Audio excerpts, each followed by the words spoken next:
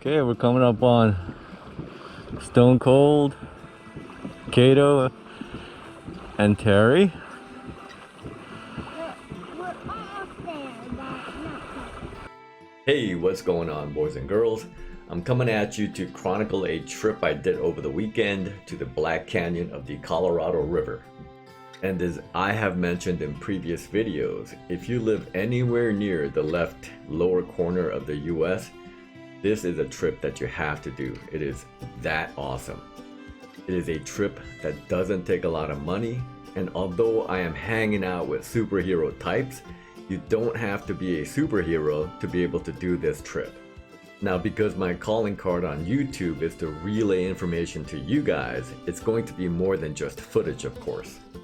With that in mind, let's go ahead and dive into some of the logistics. Number one, where are we?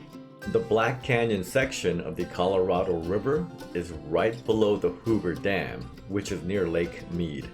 The city that everyone is going to recognize is Las Vegas, Nevada. And here is a fun fact. Las Vegas is where I was married for 15 minutes. Twice. Now let's talk about timing. Typically, when you go to a desert-like area, and we're talking about the left-hand side of the US and not Australia, you have time windows where the weather can be kind of pleasant, and it's going to be near April, May, or October, November. With the understanding, of course, that every year can be a little bit different. Now, everyone knows that in the Vegas area, it can get scorchingly hot during summer. So we're talking like June, July, August. But what a lot of people don't know is during the winter months, late December, January, February, it can get really cold as well. As a matter of fact, on the 2 nights that we were there, we woke up to frost. So as I mentioned, it was cold last night. My bag is rated for 15, and typically I don't have to zip it up. But it got cold enough where I had to zip it up. And now we're waiting for the sun to kind of come down and warm us up. But if you have good gear, there's a huge benefit to going during winter. And that is, there's hardly anyone on the river.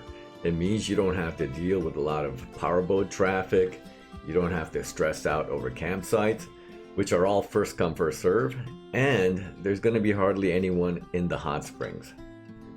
Now, I need to stress that when I say good gear, I'm not talking about your $30 Walmart special 0-degree bag. I'm talking about good gear. I don't have the time to go into that, but you have to be prepared if you're going to go during winter. Now, I know most y'all are here for the kayak fishing, but I dabble in just about everything. I just like being outdoors, and on this river there is so much to do, as evidenced by this. So I didn't know this, but you can actually duck hunt on this river as well. We are from LA, and so this gentleman is decked out for what kind of ducks? This morning it was ringneck ducks. Really? So you gotta go a mile away from here. Okay, so he's paddling downstream about a mile. And then, like, is it like TV where you're kind of set up in a blind or something like that? I just set up on the shoreline Okay. and put my decoys out. And Oh, you got decoys here. yeah, that's what's in the back there. Okay. So, And are you typically pretty successful? I got 4 this morning. No kidding. Last time I got 6. So I should have had Wow. more, but What kind of ducks? they're ringnecks. So yeah, that's. Would we be able to just take a quick peek at those ducks? I don't know that I've ever seen a ringneck. I'm only familiar with like the mallards, of course. Yeah, those are the ones I want, but Oh, really? They don't taste come better? around very often.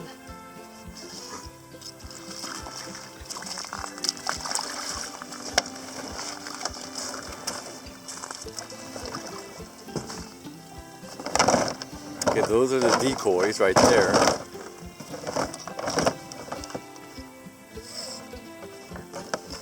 And This one's in and amongst the decoys. This Oh one's a- my goodness. This one's a bufflehead. Wow, that's so cool. So got a couple of those out here. Just one today. Was it coming in? Was it coming into the decoys then? Yeah, they come in. You calling too? Or? Yeah, A little bit. Wow, These are super normal ones. cool. So they eat pretty good. That's a ringneck? Yeah. At this point, let me cover some of the on-the-water trip logistics. There are a couple of different ways to do this trip. So as I mentioned, Vegas is over here. The nearest biggish kind of town is called Boulder City. This is Lake Mead. The Hoover Dam is right around here. And this is Willow Beach. At this point, I'm going to switch over to the standalone version of Google Earth because I think it's a little more detailed and I also have some waypoints marked. So there are a couple of different ways to do this, and I'm going to start with a top-down approach. Probably the easiest way to do this is to launch from right below the Hoover Dam and paddle downstream. Now if you choose this route, you're going to have to contract out with one of the local outfitters because you can't just randomly launch from beneath the dam because of security concerns. So the outfitters will secure your permit and also rent you a kayak if you need one. Upon launching, you have a couple of options. The section of the river between the dam and Willow Beach is roughly 12 miles.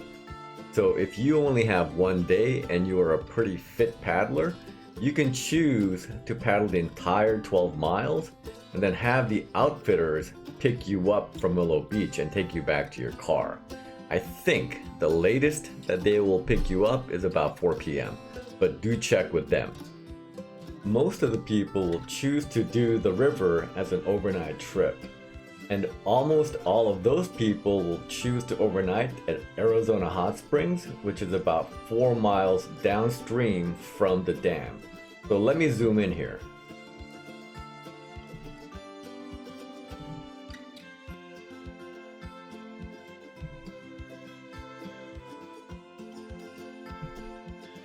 So as you can tell, people will paddle from either downstream or upstream, park their kayaks here, and camp somewhere along this wash. And the hot springs are, I'm gonna say, maybe an eighth of a mile hike up into the canyons here. Now let me cover a couple of really important topics. According to how much water they are letting out at the dam, the water levels here could either fall or rise. So if you park your kayak here, you want to do one of two things. You want to either tie them up or move them really further up the shore so that if the water level rises, your ride isn't going to go solo floating down the river. The other thing to be careful about is I wouldn't go if there is rain in the forecast, because if it rains, all of that rain will come raging down this little channel. So you got to be careful there as well. Now, how quickly you get to Arizona Hot Springs from the dam depends on a couple of factors. Factor number one is wind. This is going to be just like the ocean. If you have a tailwind, you're going to go faster. If you have a headwind, you're going to go slower. You should always check the forecast. And if the forecast calls for winds 20-25 miles per hour plus, don't even bother. Trust me, don't bother. Pick a different weekend, go to Vegas, and go get married for 15 minutes. The other factor that could influence your speed down the river is how much water they're letting out at the dam. Depending on how much water they're letting out, the river can flow along at, I don't know, maybe half a mile per hour to 3 miles per hour plus. So I'm going to leave a link in the description to this website here, which gives you an idea of how much water they are planning to let out. Generally speaking, in the summertime, they will be releasing more water to meet the demands of air conditioners and agriculture. So a couple of examples. If you are a strong and fit paddler and you're motivated and they are letting out a lot of water and you're not facing a stiff headwind, you could conceivably cover the 4 miles to Arizona Hot Springs in under an hour. For the average paddler who's just kind of like taking in the scenery, you might cover the 4 miles maybe in about 2 hours. Now the second day from Arizona Hot Springs to Willow Beach is generally going to be a little bit tougher because it is, first of all, 8 miles versus 4 miles. and the river gets a little bit wider, so you don't get as much help from the current. And so I would say the average paddler is going to cover the 8 miles in about 4 or 5 hours. Now, I have one other super important note. When you rent your kayak with the outfitter, you're gonna have a choice, and I actually don't even know why they give you a choice. But you're gonna have a choice between renting a sit-inside kayak, which is basically a kayak that's been, I don't know, carved out, and you sit inside the cavity of the hull. And the other type is a sit on top, where the frame is completely molded and you don't actually sit inside the kayak, but you sit on top of plastic. Now, I am going to strongly suggest that you choose a sit on top. If you choose a sit inside and you capsize, this cavity here is going to fill with water. And you're gonna need some superhuman strength to get all that water out of the cockpit. And the average person will not be able to do it. So when given a choice, always choose sit on top. Okay, so the other way to paddle this section of the river is to start from Willow Beach and then paddle upstream to Arizona Hot Springs, spend a night, and then come back the same way. The mileage is going to be greater, so it's 8 plus 8 for a total of 16 miles. And you will have to kind of work against the current. But as I mentioned, this section of the river is a little bit wider and the current isn't quite as pronounced. Okay, so now that I've described the itinerary, I can devote most of the rest of this video to live footage. So we're gonna park and launch the yaks off the beach here. Piece of cake launch. Water is cold. It's always like 50 something. So you got the main structures there, the store, the restaurant, parking, overnight parking is way over there someplace. Yeah, I mean, generally speaking, this place is super easy in and out. So just about packed up. You know, I'm not going to be fishing today, so really just the paddling and camping essentials. You know, double barrel Mountain Dew kickstart on either side. New PFD, one of those inflatable ones. Got my duck hunting vest with the shoddy shells, more knife. I'm just about ready to go. The trick is to, again, load all the heavy stuff and keep it as low as possible. So this little duffel bag is kind of tall, obviously, but I try to keep most of the heavy stuff toward the bottom. Now, I should let you know that inside that green duffel bag are dry bags that look like this. A dry bag is typically like polyurethane or some kind of really waterproof material. And inside the dry bags go all of the super important stuff that you cannot get wet.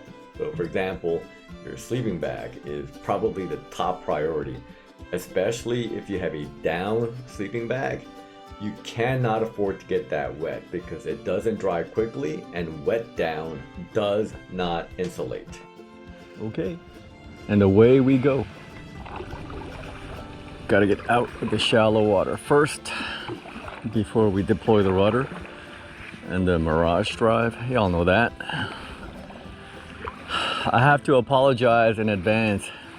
I did not bring any of my fishing gear, and there are some big fish in here. Not sure that I would know how to fish or even catch fish, but I should have brought my fish finder just to give you guys a glimpse of what's underneath. Okay, so when I last left you guys, I showed you how to go number 1 and number 2 on your Hobie kayak. Now, I have an older model out back, of course, you can tell by the drive and whatever. I'm gonna show you how to do ghetto reverse, okay? So obviously if you put your drive in the right way, and by that I mean the numbers are facing you, and you pedal, that's going to send you into forward. But what a lot of people don't know is you can actually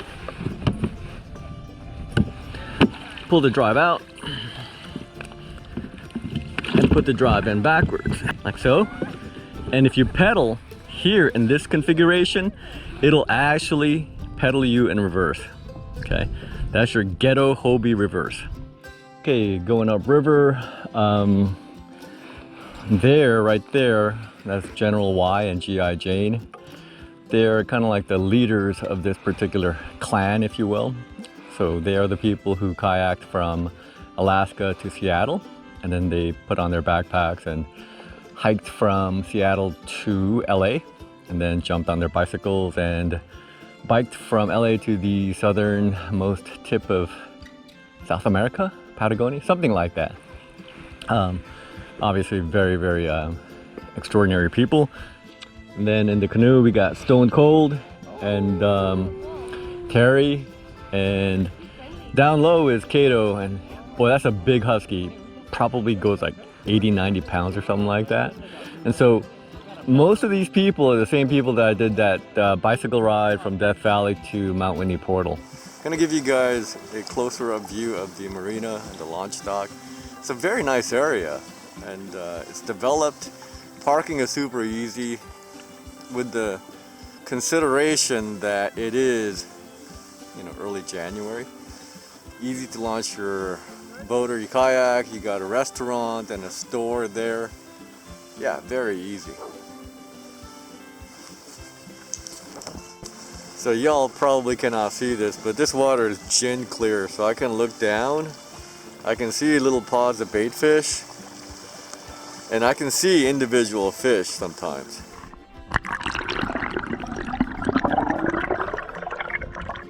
Okay, so as we pedal or paddle upriver, you can see that the water is going to get narrower. The corridor will get narrower, the walls will steepen, and the scenery will get better. Every once in a while, you will see bighorn sheep hanging out here, drinking water. Just a beautiful place to be paddling. Okay, now look at the water surface. You see the ripples? Now we have a wind kicking up. Fortunately for us, it's coming from behind, when we never mind a tailwind. Looks like we're gonna pull over at a little beach, maybe taking a little lunch.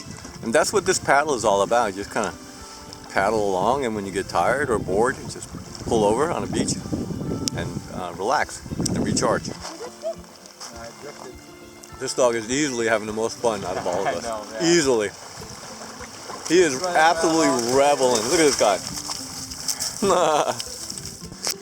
So one not so cool, noteworthy caveat is there is a brain-eating amoeba that can be found in these waters, and it's typically like where the water is just kind of stagnant and not moving very well. And so if you go swimming and you get one of those amoebas up your nostril, they can make their way apparently up into your brain and start wreaking havoc, and it is almost always fatal. So you got to be aware of that. And look how great those two work in tandem. Look at the pedal strokes. Very smooth, very coordinated. And that 5-year-old kid up at the bow, you can't help but think he's going to be a can't miss superstar, academically and otherwise. Can't miss.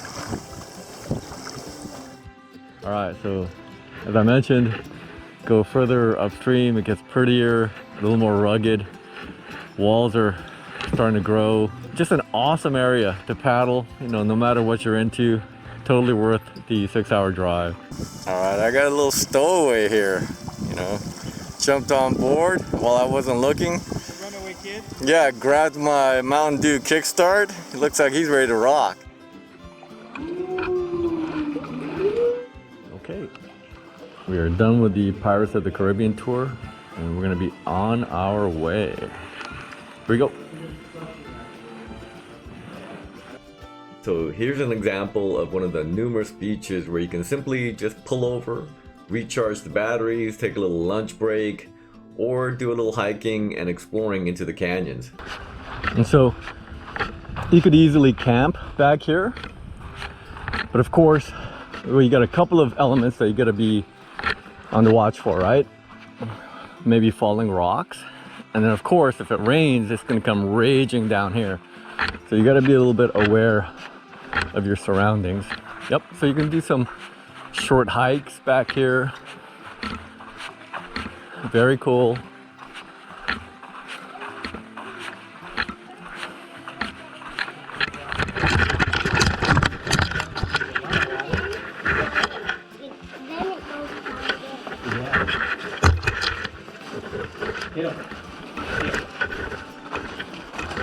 And I would imagine people have camped out here before.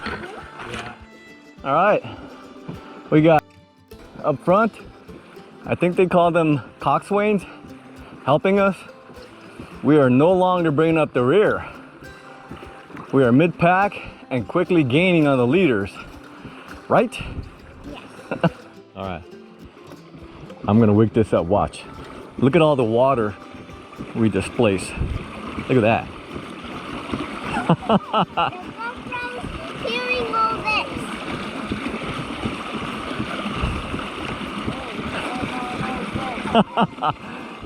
So I think this section right here might be my favorite section of the river. You know, you got the narrow water, you got the canyons going up. Just kind of serene. You feel alone, a little bit enclosed. Yeah, I like this section. And I think this section might be the section that holds the fish.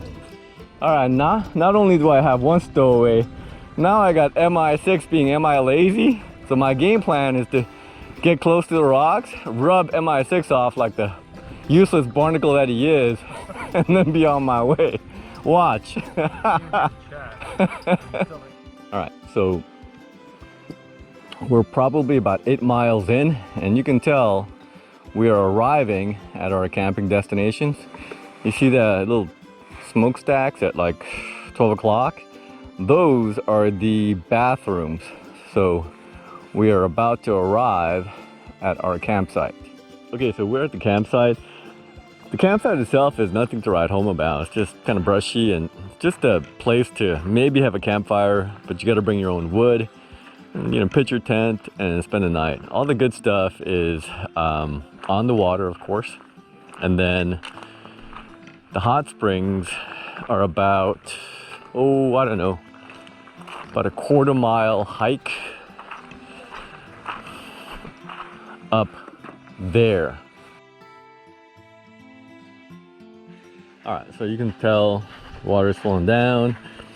Check the temperature. It's not hot, but it's not cold. And as you go further, the water is going to get warmer and warmer.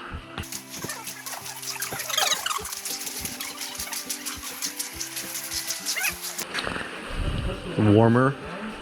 And if you look carefully, sometimes you will find petroglyphs that date back 5, 10 years even.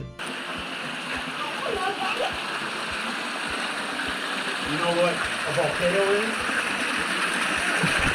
You know what a volcano is? It has the lava. Definitely warmer here. You gotta be careful, it's slippery, right? Take your time. Make sure that it's cold. Here, water's definitely warm at this point. Again, be careful, slippery.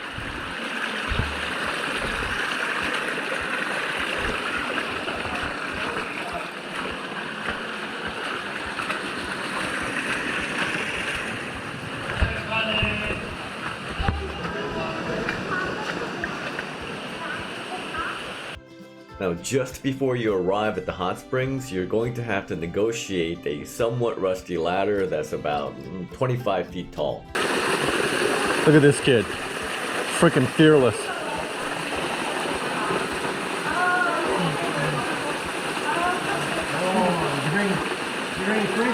Careful there, slippery. Now, right here is where the exposure is.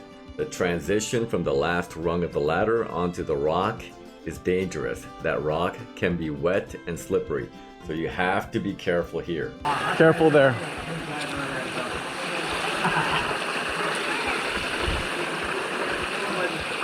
Okay, so this is the first real spring. So this one is going to be warm, and as you go up, it's going to get warmer and warmer. Okay, so here's the second one. So of course, this one's going to be a little bit hotter than the last one. Okay, make sure, right, if you're drinking or whatever, reveling, don't put your head in the water. You gotta be heads up about that brain-eating amoeba. That's not a joke, so keep your head out of the water. Now, I wouldn't call these hot springs spectacular, and during the busy season, they're probably going to be really crowded. But during the winter, there aren't many people, and it is nice to take a dip after a cold paddle. Got the Mirage Drive adjusted as well as we could for him. He's got no problem with, you know, grasping the concept of the Mirage Drive and the rudder. So now, this is not what you want to be doing with your average 5-year-old. Noah, stop it. Stop it, Noah. You're gonna put both of us into the drink. Stop recording. I want to take the time here to give a big shout out to our campmates who were the Rancho Vista Girl Scout Leadership Group. They were a big group of about 25-30 people and about a dozen canoes. I would imagine that once the weather warms up, some young ladies are about to be led on a trip that they will not soon forget. Good for them. Well, that's about it, folks. Sunday morning is about casually waking up, cooking breakfast, and then negotiating the 8 miles back to Willow Beach. Piece of cake. As you can see, this is a trip that can be done by anyone. It does not require a ton of money or superhuman effort. Of course, anytime you do anything outdoors, you have to be aware of some of the more important elements like weather and such. But really, it's a pretty benign river. There's no whitewater here. If you get into trouble, you can just pull over to the side and there's enough boat traffic where you will eventually get help. I saw a couple of inflatable kayaks negotiating the river. I understand that they have multiple chambers, but really if one chamber goes out, you're pretty much dead in the water. So I probably could not recommend that. But beyond that, again, very doable. Boy, this turned out to be a really long video, so if you stuck with me to the bitter end, hey, thank you, I appreciate that. In any case, get out there, have fun, and be safe, and we will see you soon on our next adventure. Bye for now. What you got, MI6? All right, since it's the second trip with G down this river, I bought a bottle of Second Voyage Cab. Oh, nice. Yeah, nice indeed. It was $865 at Costco on sale. You're kidding me. Don't I feel special? Well, if the picture portends anything, it looks like it's going to be the second and last voyage. You know what? I didn't even notice that picture. That ship's about to get wrecked. Yeah, that.